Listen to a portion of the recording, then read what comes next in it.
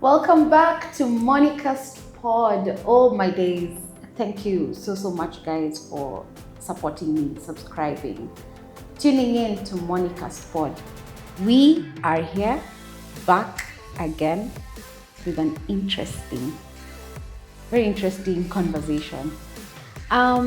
Today I bring to you a very special guest. I don't even want to say much. I want him to introduce himself. I want him to say everything he has to say because you will see it as you go in the conversation that indeed I have people in my network that are helping me and have propelled me to where I am today.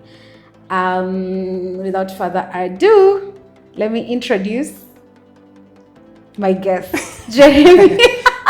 I should have done more justice to it, but I feel like if you speak, you'll do better. All right. Go ahead. Yeah, thank you. Thank you, Monica. I've been looking forward to saying hello, viewers. So, who is Jeremy? Depends on who is asking. Well, to Monica, a friend for a long time now. Yeah. I'm also a husband, a father, a son, and A brother. oh yeah, a brother. Yeah, well, now if we go down that line, it can really go. Uncle, nephew. Yeah. Yes. So, Jeremy, I have been known as the numbers guy. I also identify as the poet who counts. Ooh. Yeah, that's because I do poetry, but as I mentioned, I'm also the numbers person. Yeah, so that's that poetry side. Yes. You need to explore. Oh yeah. Well, I still write poetry. Okay. Yeah, but when I was younger than I am now, I didn't just used to write. I also used to recite. Yeah, but now I write, others recite. Yeah, but I can tell the poet in you. There's a way you speak, and our viewers will see. They'll feel it. There's a way you speak that is just artistic somehow. Okay, now there's a way you present things. Now that feels like pressure. No pressure. Relax. All right. Jeremy, thank you so much for accepting to come on here on Monica's Pod. It's not easy just calling someone, trying to book their calendar. It was so easy with you. Thank you so much for accepting. Not everybody likes to share their story, put it out there. But thank you for helping us and helping our viewers have a piece of your life. Yeah. Allow me to go straight into it. Absolutely. You've introduced yourself, but I want you to give us a bit of your journey, and specifically in finding purpose. You're one person I feel like you found purpose in your life. Somehow I feel like you found purpose. Please tell us that journey of finding purpose. Just give that to us. Okay, I'm curious why you think or why you feel that I found purpose. It would be good to hear what it is that, I mean, what's the yardstick, what are the markers? Yeah, but in my books. All right. Yeah, but if I was to think about it, I would say one of the things is that, of course, you find what is it that you're good at. And for me, I found that I'm quite good in numbers. And so as far back as Form 3, as a matter of fact, I designed I was going to be doing or I was going to end up in the accounting or in finance. Oh, yeah. You knew it from class 3? No, Form 3. Oh, Form 3. Okay, yeah. Okay. Yes, so I realized I didn't at all have any struggle with say numbers related subjects. Yeah, be it mathematics, chemistry, best physics. in math,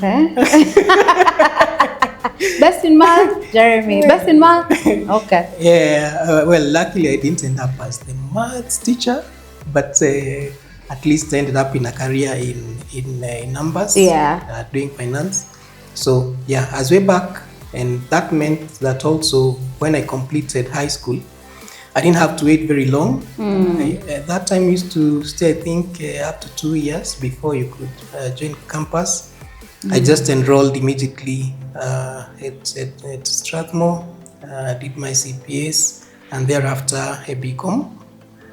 And Strathmore was I would say quite a place where like a destiny for me, because the first job I got, and looks like the only one anyway, before now launching out, was by a Strathmore alumni who just picked my CV from the placement office, and many other things that now I got to learn, including the push to entrepreneurship.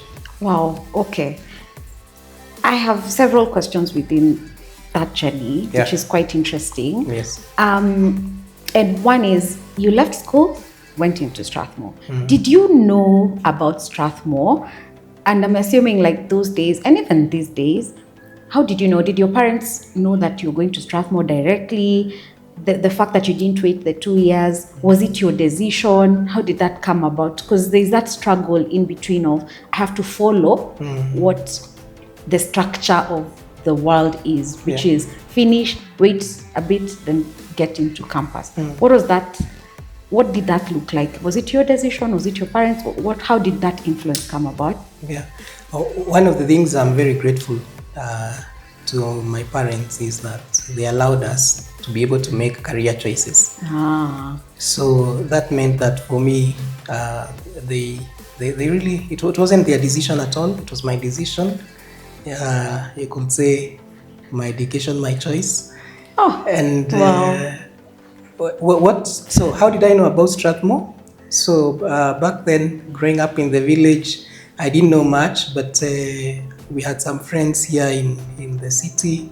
So I actually did a tour, like I requested to come over to their place and be able to just explore which are the, now that I knew I wanted to do accounting, which are the colleges and universities that are offering what I would like to do.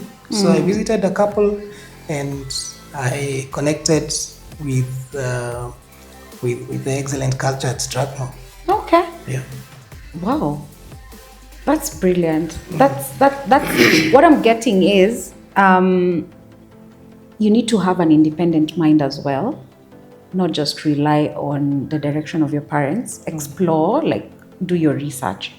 Also, it's good that your background needs to also be, okay, it doesn't need to be, but if you have a good background to help you push, structure yourself in the world, it gives you a good opportunity.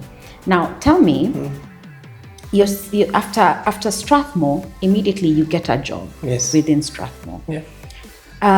Is that something you had to push for, or it just came? They just had picked you? I just want to understand that. Were you an A student? Is it that you were shining bright? Were you in the, poetry? What did you do? Just tell us, what was the secret there? Shining bright like a diamond. So I attribute all of any success that you may see really to God, because I wouldn't say that I have worked very hard, for example, for it. For example, when it comes to that particular job that I got, and which really did train me very well to be able to now start my practice. As I mentioned, the now prospective and who eventually became my employer at the time was a Strathmore alumni. So he simply requested for CVs from the placement office. We went for interviews. What I remember that was interesting was that once I interviewed, he promised to get back in a week. In those days, there wasn't the mobile phone. So after a week and he hadn't called, I went to the phone booth and I called him. Oh my day. I'm like, okay, you promised to get back in a week, you haven't. Okay. So he said, yeah, well, I'm sorry, someone else got the job, but we'll keep your CV. The whole the issue. But as it turned out, within another week, he called and was like, the person who was supposed to report never did.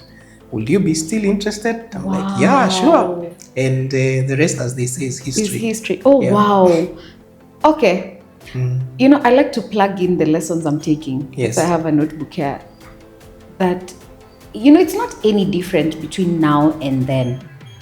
initiative is the same. You have to take initiative. Except for the phone booth. Except that now the initiative is even easier. Yeah. The initiative is just right there. Yes. But I can only imagine you had to go to the phone booth, somehow have some credit or some coins. Was it some coins you Yeah, put in? Yeah. Yes. And then be able to make that call. Yeah. Luckily for you, if it went through, even. Yeah, it did. Right? Yes. And I can only imagine what was going through the guy's brain is that this other person didn't show up, but this one took initiative. Yes, so yes, that's yes, why they yes, got yes. the opportunity. Absolutely. Okay, that's how life opportunities, they just look like, they say opportunities look like they're dressed in what, overalls, Yes, they yes, will yes, not yes. always look so beautiful. Absolutely. So it looks like you going to a phone booth and actually doing that whole job, dirty Yeah. job of calling. Okay. That's correct. Tell me now, you get into this job. Is it accounting? Is it audit? How does that look like? Yeah, it was a boutique firm, so they would do both. Actually, it is accounting, audit, and tax. Okay. Yes. So you started accounting, audit, and tax from Yes. the word go. Yes. Built up the skills from the word go. Yeah, and Well, it helped because yeah. being a small firm, it meant that you got to do everything end to end, as opposed to, say, had I gotten into a multinational where you only end up doing, if it's only receivables or only payables. Okay. Yeah, it meant that I did everything. I mean, you take an audit file from start to end, and that gives you very good experience. Yeah. Oh, awesome. Have you ever worked in the Big Four? No, I haven't worked in. Who are the Big Four? Because you're also among the big now. But it's because, for the purpose of our audience, when we already talk about accounting, audit, and tax, Yes. there's only someone who can really visualize some of these places. I don't want to mention them, but they can already visualize and see where they can place you. Yeah. Yes. And that's why I'm plugging that in there, because I want to say this. You found the spark in numbers with the passion and all that. But then immediately after, you left and started doing entrepreneurship. You went into your own farm. Now, I want to see what pushed you out. Was there pressure at work? What pushes you to start your own farm? And what makes you want to copy that farm? Why didn't you venture into something else? Mindset. I think it is how you look at life. Somehow I knew that even if I had this job, in fact, I remember telling a friend of mine back then that I'm going in to learn and to earn. I mean, it's good to make some coins and also to be of impact. I remember telling a friend that I'm going to learn, to earn, and to be of impact. Wow. So, and learn I did. And I also earned, well, not much really, nothing to write home about, but as the richest man in Babylon would say. Can't help it. I knew you were going to say something like that. That is what I was talking about. Yeah, that's Georges Clason, the author of The Richest Man in Babylon. Essentially says that if you had to choose between a bag of gold and wisdom, you take the wisdom, because with it you can generate more bags of gold.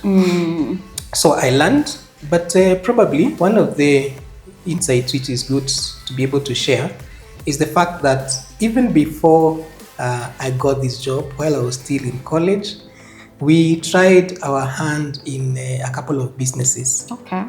Now that we didn't have the mobile phone, remember, we had a paparazzi business. Myself and my roommates in college, Joshua and Dan. So when the Dan I know. No, a different Dan. Okay. Yeah. So when we went for picnics, for example, we had this camera. We would take photos and be able to sell that now to our fellow students.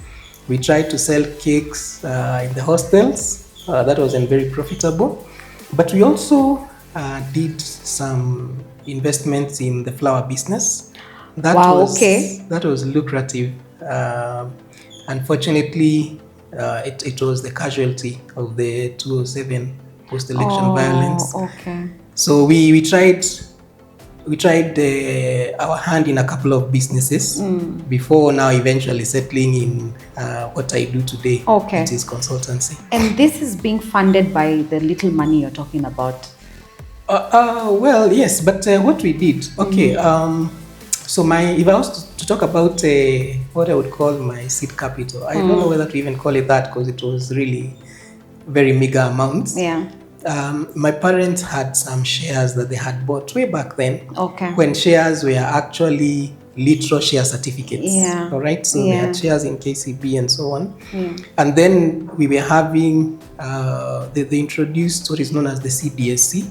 That is the Central Depository System, where they were going to now digitize those share certificates. Oh, okay. So I remember when I shared that with my parents and told them these share certificates are now going to be null and void. They are going to be useless. But you need to. They were calling it dematerialize. That's the term they were using. Essentially, it's to digitize, have the records online. And when they did that for their shares, I asked them for a commission, right? Oh. and I remember when eventually I sold, because I sold those shares, and I went with a check to one of the banks. I won't say which, and they might be my yeah, who knows? Now that so no, you've been a banker. Yeah. So as it turns out, and you can imagine, I was this very small boy. Yeah. And here I am with a check from one of the brokers, a good amount, and the lady is looking at me and, where did you get this check? And who is this? Are you sure you just don't share names? Yeah. But eventually that is what now became his seed capital for me. Okay. But then I got a few other friends and came together and would contribute. Yeah. And for the flower business, there was a gentleman known as Michael who was very gracious to mentor us. Essentially what he would do is, if he's exporting say 10 cartons of flowers, then based on our contribution, it would probably be ours is 1 carton. Yeah. So whenever he gets the money coming in, he would say yours was 10%. Yeah. Your labor, your packaging, chemicals and so on. That's the preservatives for export. So that was good mentorship. Okay. And were you fully inside that business? Did you ever do the actual work? Remember, I'm still in college. You're still as are my business partners. Yeah. So you know what I'm picking, there's just something about you. It's something that comes off from early stages. Because I know you now. You're the same person who brings people together to do business. Yes, that's true. True. So I'm picking that it's a natural, there's something natural about it. So it's good to use your natural skills as well to do business, not just to do life, but also do business. That's what I'm picking. I love it. Yeah. Jeremy, tell me about some challenges, because it's not always been rosy. And before we even get to the challenges, you've built something from ground up. I'll not be doing justice if I don't highlight the fact that now you've brought people together and you're from an accounting firm to that big. Just paint that picture. Okay. And then now paint the challenges you've gone through. All right. It doesn't as yet feel that great. Oh, but, my days. Can I tell you, it looks... it looks great. You should be feeling... I know why you're feeling that way, because you always go for bigger and better. You're someone who's always doing better and wanting to be bigger. And probably now that's why you're asking who's the big four, yeah? I know that's the reason. But just in my view, I feel like you've done it, yeah? You're somewhere, honestly. Not somewhere. You're actually doing big things. I'm somewhere, Paint that picture. Paint that growth. How does that look like? Okay, well, God has been gracious to me and has blessed my journey of business. I remember I sat with, I called myself for a meeting, as we like to say, me, myself, and I. And I asked, how can I be the best, or the best that there is in this field? And that led me to start studying those who are considered the best And yes, the big four indeed are considered the best. So why I asked why the big four is because our regulator has been making a lot of noise about using the term the big four. Oh, okay. Saying that there isn't any accountant who is better than others. Okay. But there's a reason they're called the big four. And that's what I discovered, in that meeting with myself. It led me to study how did they get to where they are. And one of the things I realized is that they weren't always the big four. At some point, they were big 8, big 6, big 5, and eventually to now the big 4, which means that there has been some rearrangements or some realignments on that. But one of the things which was quite insightful, so to speak, is that I stumbled upon this simple truth that the big four aren't exactly firms. They are networks, all right? So they are networks. They are. So you have a firm here that is a member firm to a network, to a global network. Okay. And what that meant is that there are other networks, and that's why you're talking of the big four, because there is a 5 and 6 and so on. Yeah. And by the help of God, I joined one of those networks, S5, which is so now if you count from 1, 2, 3, 4. So S5 will be, depending on the performance year to year, maybe number 17, number 20, and actually has been consistently among the top 10 networks in Africa. Yeah. So that's how we ended up where we are now. Congratulations. Thank you. Honestly, congratulations. If there's any aspiration in life, sometimes people look at, I just want to be among the best, like the top 1, 2, 3, 4. Sometimes you don't look at what does it take to even be on the list in the first place. Yes. Right? That's true. Yeah. Absolutely. Yeah. Challenges, Jeremy. I want to know, what are the blockers and go into your own view. I want to listen to it from you, from a Jeremy perspective rather than the business itself. I know the business has its own challenges, but you as a person, as you're going through this, as you're transforming in the process of building the business, what are these challenges you're getting? Well, the challenges have been there, of course. Different challenges at different levels. When you're starting out, the challenge is that nobody knows you. Yeah. Nobody has heard of Who is your Jeremy? name. Yeah. And that is repeating itself actually in a startup that we're having in the space of sustainability. So they're like, no, who have you done this for? That will always be a question that is asked. Yeah. So that is one of the initial challenges. But then what happens is that quickly morphs into what you'd say. They say every coin has 2 or 3 sides depending on how you look at it. But the other side of that coin is where now, once people start to get to know you, they only want you to be the one that is doing the work for them. But then as a human, there's only so much you can do. Right. There is only so much time, energy, effort that you have. And over time, that problem can also be compounded by if you're a perfectionist. I'm not saying I'm one, but I'm saying if you are, then it also means that you also don't easily trust other people to do. I think you're a perfectionist. Oh, that's what you think? I think you are, yeah. All right. I won't argue much with that. we can start a debate. I know people that really do rank higher. I know that too. Perfectionism. Yeah, but if you're one, then it means that you may not easily trust other people to do what you do. You feel. Okay. In that regard, you're not. Yeah. So that would be. So you see, initially the challenge was nobody knows you. Now people know you and they only want you to do it. Yeah, and you have to be able to now migrate your business to the place where it is you're not the one delivering results, because then you would be very limited in terms of your scale or the scale of what you're able to do. Agreed. The other challenge which I encountered is receivables. You do work, and initially it felt like when I asked for money from the client, I looked desperate. But then soon you realize you have constant bills and income that is not necessarily guaranteed. So if you've done work, then you want to be paid. And I'm not sure whether to quote Kiyosaki. He has not very two kind words. Robert. For clients that don't pay. He says, well, those are not quite clients.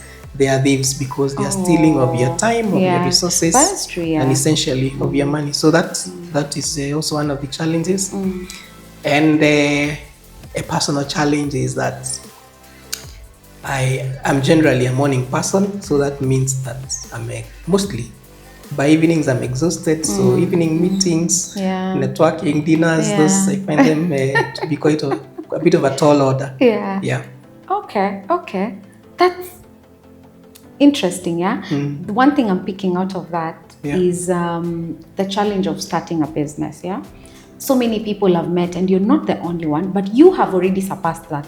But so many people have met who are CEOs and startup founders. They have that challenge of delegating work. And I know in a certain book you are reading about that. Delegating is just a problem, but it's not their problem. It's the business. The fact that they used to, it's them. Everybody wants to see them doing the work. We will not do justice to that conversation, but I want to bring you on again to tell us on specifically business and the key principles, delegation and all that, how to do that and how you are able to build that like that. But I want to take the conversation again to another level and try and make it easier and ask, are you always this serious, Jeremy? Does Jeremy have does Jeremy go out? Does Jeremy, because in this life, I can tell you for sure, as a young person, because I'm younger, I want to, by the time I'm getting to your place, I want to know what mistakes and what limits I need to cap, What does your free time look like? Do you even have free time? You do in the evenings, but what do you do? What does Jeremy do when things are a bit easy? I dance. We'll capture this. We'll capture that moment behind the scene. Anyway, I think one of the things that let me say it's growing on me is golf. I find that it's quite relaxing. But they say golf is for like rich people. Like as you grow older, you're getting richer and you're growing older for sure. Like a retirement. It's like a way to know you're growing old. Like when you start signing up for golf. So I'm not sure whether to get mad because you called me old or to be happy that you called me rich. You're not yet. Oh. Golden rich. Okay. Golden rich. Old and rich. But I think that may be a bit of a misconception, really. Now. They've diversified golf. I think it was a perception because of where they had placed it before. It was for the rich, actually. Yes. You could see politicians and their kids. But now they've taken golf to another level because they've brought in corporates. So right now, networking is done through golf and all that. I feel like now it's not the same story. Yes. And now we also have more clubs. And different clubs. More clubs also mean more competition, so offers, drives. True. So you notice, for example, clubs out of town, giving you very good rates to be able to reciprocate here. So it's no longer a rich man's game, so to speak. But yes, I can identify with that feeling earlier. You identify as a rich man. All right, amen to that. But you are for sure. Okay. What other thing do you do? Books, or maybe I should also just mention mentorship. I'm in a couple of mentorship spaces. There's a Africa Youth Leadership Forum. There's Kamilimu, which is a structured mentorship for university students.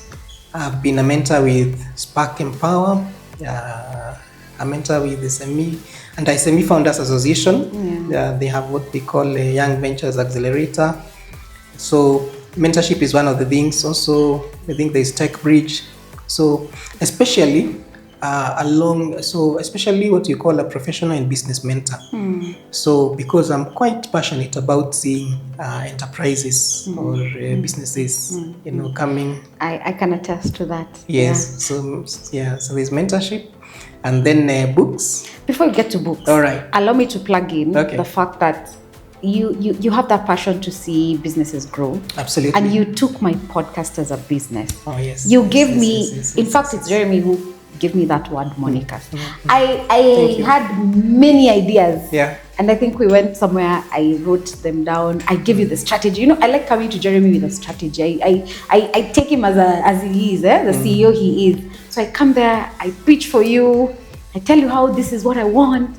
Authentic, bold conversations. Even at some point I told you I want that authentic, bold conversation to be like a bell, because I want to tell people what to do after the bell. And you told me, no, why don't you just... You actually looked at the book. Yeah, I remember. You looked at it, and you looked at me. And it was a moment of silence. And then you wrote it down. Yeah. You wrote it down and you passed the book.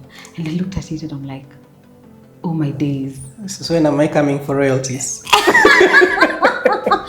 Surely. Shareholder value. And this is just natural value. We call it brand equity. It's brand equity, yeah? Yeah. Oh my days. Now in corporates, you have to bring shareholder value. Okay. Oh my days. But thank you so much. Most welcome. That was something you looked at this as a business. Yeah. You just didn't look at it as a side thing that I do. You looked at it with a vision that I had, and then you gave me key elements. Yes.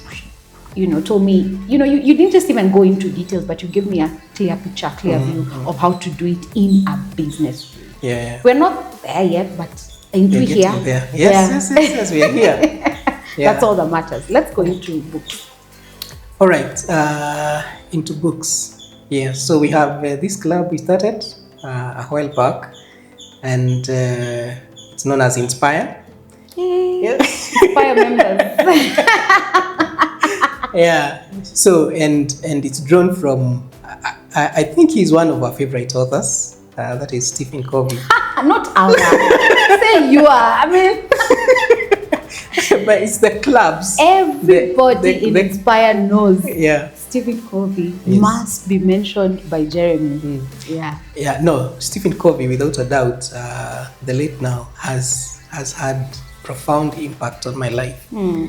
Earlier when we were talking about me going to the phone booth and calling, I was thinking Stephen Covey would say that is called resourcefulness and initiative. He talks about. At least I said initiative. Wow, we're on the same wavelength with Stephen Covey. Yeah, and he actually says that that's the first habit of highly effective people is to be proactive. That you want to be taking actions. Initiative. Yeah, take initiative. You want to act. You don't want to be acted upon. You don't want to have a victim mindset. So. Yeah, without a doubt, Stephen Covey has had a profound impact on my life. And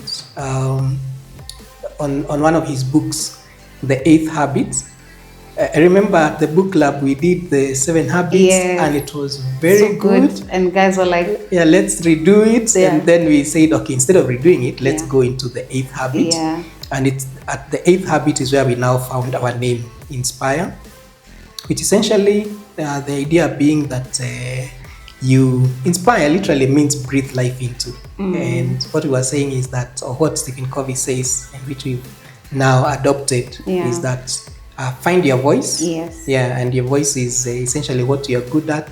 It is Monica's the intersection. Yes. Yeah, and find your voice and inspire others to find their voice. Yes. Oh, I love it. Yeah. I love that tagline every time. When I think about it, that's it. Find your voice, and then use it to inspire others to find theirs. Yes. Not for them to just sit, by the way. They find theirs and do. Wow, amazing. I wonder why you have not mentioned someone else. You know who? Who is that I should have mentioned? James Clear, Atomic Habits. Atomic Habits. Oh, that's another one. Oh yes, James Clear. James Clear also, there's a lot we've learned from him. And one of the things I love about Inspire is the way that we just learn one thing, we put it into practice. True. So for example, James Clear taught us small, consistent habits. Oh, yes. And the result of that is that now, for example, we do hold the book club once every week. Yeah. But only for 30 minutes. Right. And it's interesting that at 8:30 p.m., when the room is opening, you already have people flooding in. True. Because they know it's only 30 minutes. 30 minutes, yeah. Yeah, so we've never gone way beyond. Really, if at all. Yes. Yeah. So, small, consistent habits, I think that is one of the major takeaways from Atomic Can Habits. I tell you something interesting? It's interesting that the current book we're reading, I don't think we have missed any week. No, we haven't. We have been consistent. Yes. And because it's been a habit, once you do it once, twice, every other week, it becomes a habit. We have not missed. I even think there's a day I was like, are we going to do this because of political unrest at some point? I and remember. Like, no, we have to do it. Everyone is expecting us to be there. Yes. Yeah, I love it. Can I tell you one that I picked up? Yeah. My favorite. Yes. Was John C. Maxwell. Not the book, but something that he said in the book is cultivate a bias for action. Yes. I love that. For me, that's like my tagline for my life. Because every time I always thought about a podcast, and another, I come to Jeremy, by the way, I won't start a podcast. By the way, I will start. By the way, when? Just get it out there, and then you learn as you go. Yes. And that's also what I'm getting from your story. I mean, just act. Do it. You may not have the clear picture, but just do it. You mean the James Clear picture? James Clear. You know what James Clear says? And I know we can talk about books forever. You know what James Clear says in his book, by the way? He says that habits should be inborn. You should find a way to make it inborn, because if you're doing it because you're being told to do, you will not. I'm finding the right English, but I'll find that quote and put here. I know it, I've bookmarked it somewhere. It's more like make the habit inborn, make it you. If you make it you, it comes naturally. Yes. Like the way I'm a morning person, so in the morning you'll be up and your brain will be up running. So before we read the Atomic Habits, I was reading through James Clear blog, and he too has very, very, very good insights. So for example, you'll find he talks about finding your tribe, or that's the people that help you. So they're like accountability partners. And that's what I found in Inspire, for example. That at times, it can get lonely at the top. If you look at it that way. But by having people that you're accountable to, it can get boring at times, really. Just at the top, yes. Yes, but then you find by having this group that is around you, your tribe, or your pack, if you will, then you're holding each other accountable. He talks about environment. One of the very profound experiments he talks about is the way that in the US they call them vets, that's veterans, guys that go to war. And he was saying that these guys will be addicted to hard drugs in the battlefield, but then they found that when they come home, that addiction is not sticking with them, or it's easier for them, for example, going through a rehabilitation program for them to be able to recover. Whereas when you just take someone who's been living let's say a normal life, and you take them to rehab and then bring them back to the environment, then you find that they are not able to recover. So the learning was the vets, their addiction was in a different environment. So home is a different environment, it has different triggers.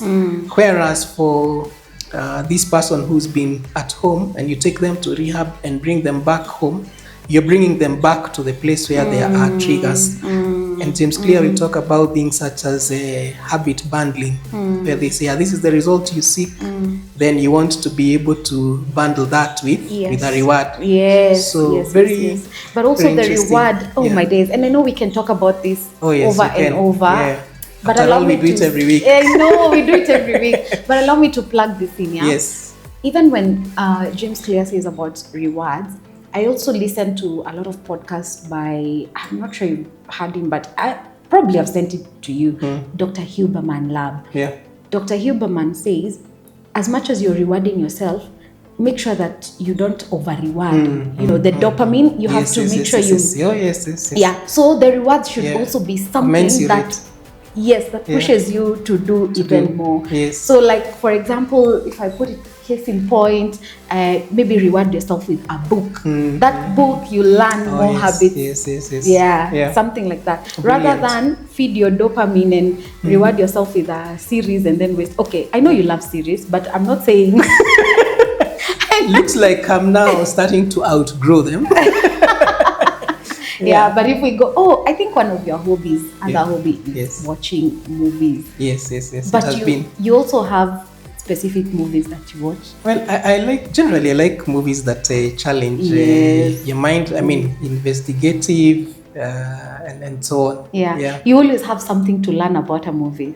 If it's not a book, you'll always tell me about there's this movie, and in that movie, this is what they. So nowadays, even when I'm watching, for me, I watch with a different angle. Yes. I don't just watch to feed my dopamine. I want to see what I can do with what I'm watching. No, there's a lot you can learn from all of life. Yeah. I mean, just this week we were just contemplating or thinking through the fact that when you think of the structure of an atom, for example, that it so resembles the solar system.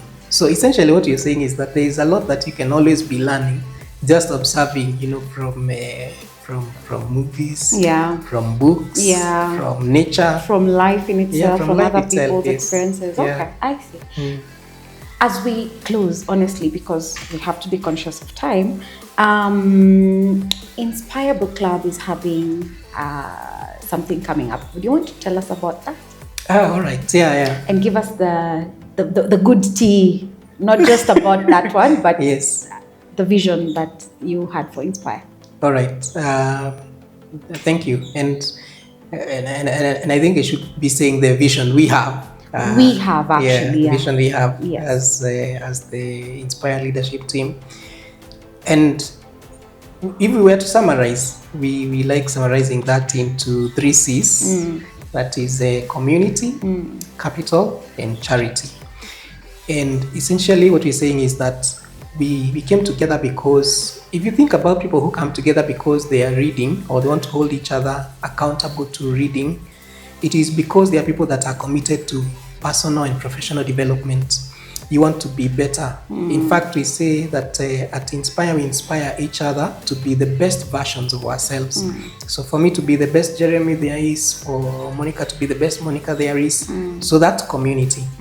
Then capital, and we've not gotten into much of that. But essentially what we're saying is that you would want to connect to the community, compound your capital. When it comes to capital, we say that the magic is in the compounding. So compound your capital, but then there's charity. And we are very passionate about charity, about giving back, about being a blessing to others. Right. And for that, we have an upcoming event. Yes, it's so actually Saturday next week. It's Saturday next week. I don't know when this will go up, but it should go up very soon. So it's going to be that Saturday. That Saturday. Yes. That's the 19th of July. Yes. So we'll be visiting a children's home and welcoming as many as would like to join us to be a part of this, to be a blessing to these young ones. Absolutely. I'm so excited and I'm looking forward to it because we've done so many things in Inspire, but I don't think we've had a charity drive. No, it's our first. It's our first. Yes. And I think it's a very good way to give back and to show the kids what we're doing. Even just to God. I mean, yes, absolutely. That's a way God says, "Give and you shall receive." I want to stop at that. And before I finish, just give us your parting shot. Okay. Especially for the viewers of Monica's Pod. Most of them are young people. Okay. Some my age, some younger. Actually, most of them I think are younger, based on the previous stats that I have. But just give us a parting shot that, if at all they didn't get anything, what is it that they want to go home with? All right, and I'm thinking of this quotation from Zig Ziglar. I feel like it cuts across everything we've discussed today, that you don't have to be great to start, but you have to start to be great. Yeah, Wow. you don't have to be great to start, but you have to start to be great. To be great. Yeah. Woo, I'm about to be great, you know. No, you Because are I've already great. started. You are great. Thank you so Yeah. much, Jeremy. I appreciate you. Thank you so much for actually, first of all, allowing us to shoot at your office. It's Thank you. beautiful. It's amazing. you. I like to come and talk to people at the comfort of their places, you know, Environment. and the environment. Yeah. Also come and just feel the environment as well, be in their field, you know. There's something about energy and being, Yes, you yes, know. yes. So I enjoy that so much, and thank you so much. I appreciate you. I will invite you again and again because we have a lot to I said talk everything about. there was to say. No, we've not even now. Now this was very professional. I want it to be a bit easy so that they Okay. see the easy side All right. very, very, very well. But also, most importantly, I want anyone who's willing to just grow, Yes. but they do not know how and where. I think even if you don't really love books, you're welcome to join Inspire. Yeah. Feel free to reach out to me. I'll help you. Let's join Inspire. It's a book club, yes, but we have now community capital charity. Charity, yes. You can come through whatever. Yeah. And I guess that's the vision. Yeah. But the books bring us together. But I think there's much more than that. We inspire each other. Yes. And that's the reason why I can be able to sit here today. with Absolutely, Jeremy. yes. There's connections, there's collaborations, everything happening. Yeah. So honestly speaking, I want to let people join Inspire. Yeah. I want them to also come and experience who Jeremy is. Okay. Because for me, I think part of my growth All right. has also been very, very much inspired by you Thank you. and everything you've been able to give me. You know, every time I call you when I'm in trouble, sometimes when I'm not sure what to do, Yeah. somehow Yeah. you will say it calmly and in very few words, and you'll land the point. Welcome. So I appreciate you so much. Yeah. Thank you so much. I'd like to close it at that. I mean, time is so much spent. We can actually be here with Jeremy speaking over and over. We can spend a whole day. Yeah. I think our videographer atachoka. But thank you so much. If you liked this one, just leave a comment. Let me know if you'd like to have Jeremy on here again and what you'd like him to talk about. We've not even delved into the accounting space and audit and tax and all that. If that's something even your business would need, I'd want to have him here dive deep into that. If it's mentorship, feel free to say whatever you'd like, and we'll be happy to have him again. Thank you so much for tuning in. Until next time, bye-bye.